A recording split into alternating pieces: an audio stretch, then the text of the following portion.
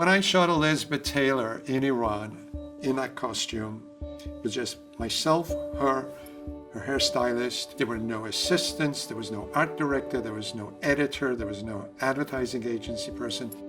I have done shoots where there's 50 people standing behind me, and I have to forget about them being there because I want the focus to be between me and the subject. There was no one there. And it was this woman who was my friend, who to trillions of people was the most famous movie star, but to me at that point, she was my friend.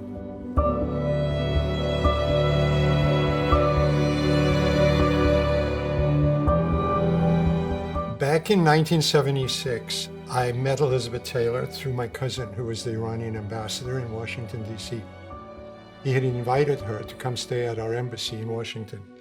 At that point, I was at art school, and it was my last semester. My finals were coming up, and my cousin calls me up and says, Elizabeth Taylor is coming over to stay with us, and I need for you to come help entertain her. I chose her over the finals. She was very nice, very compassionate, very sympathetic. I told her my story, that my family was in the government and they wanted me to have a job in that area, but I really wanted to be an artist, and that's why I quit, go to art school. And she encouraged me to pursue photography and do what I want to do.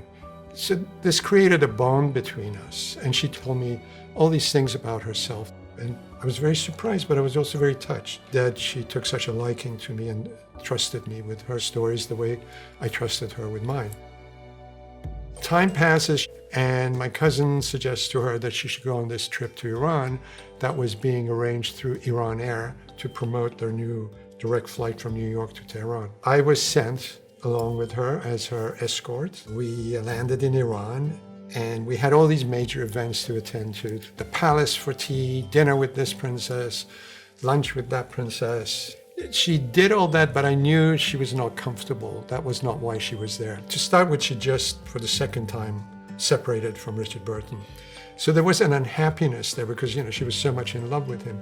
There's certain elements of her life I wasn't that familiar with, but I got to know on this trip. She would tell me about her childhood, about her parents, about her early career, about her love for Richard. And I think she respected the fact that I was trustworthy, honest, and she was totally relaxed with me, which made me very relaxed with her. We started going around Iran and going to all the sites, the monuments, the mosques, and we both had cameras. We would take photographs of each other. She would go shopping in the bazaar and buy all these outfits, tribal costumes and beautiful fabrics, and would bring them back to the hotels. The room was piled up with fabrics and costumes. And she said, you know what, we should do some photos with me wearing these. There was no ulterior motive. Nobody had told me, get me great photos of Elizabeth Taylor, dressed in tribal costume. We did these photos, we came back to New York, and we were staying at the Waldorf Towers Hotel. And I brought the film, showed it to her, she loved it. We had a cocktail party for Holston, and she invited Warhol. And halfway through, she said to Andy, oh, Firouz took these great photos of me in Iran, you should see them. So I brought them over, and she said, you should put them in your magazine. And I said, yeah, I'd love to do that. I really want to do that. Gee, the way Andy talks. It was my first major spread in the magazine. My friendship with Elizabeth had continued, and in 1978, I was making zero from being a photographer. I said to her, you know what, I think I'm going to pack up and go to Iran and maybe get a job there. And she said, no, don't do that. I'm going to make a movie in Hollywood. I'm going to have them hire you as my personal photographer. She set up the whole deal herself in front of me. And I'm sitting there, like my mouth dropped open, like, oh my God. This is what a great friend she was. And that friendship continued till she died. Little by little, by little by little, I progressed and I made a name for myself.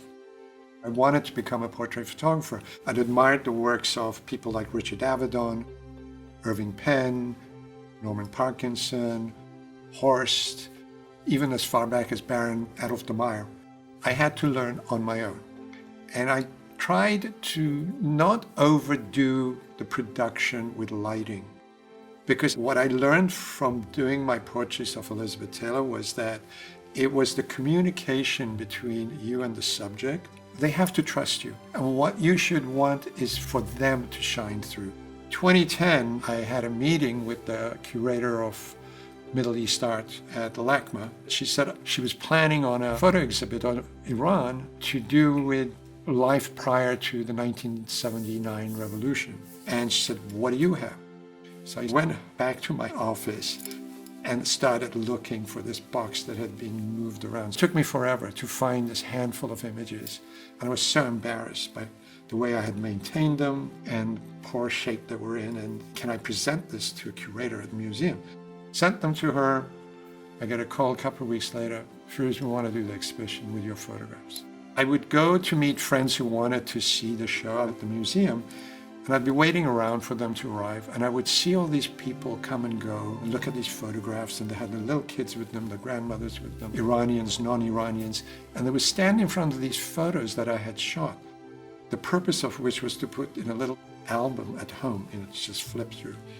And I'm seeing people looking at them in a museum, and it suddenly struck me like, well, maybe there is something bigger and more relevant than what I think, because they were so personal to me. I couldn't detach myself from them.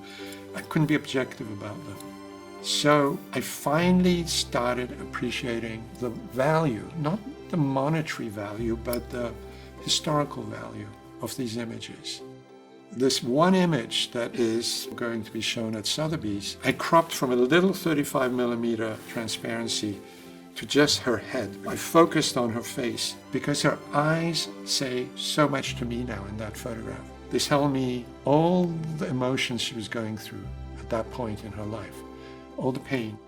There was so much more to her that I had to keep learning about later that I didn't know at the time I took that photograph. To me, that will always be a very, very special photo.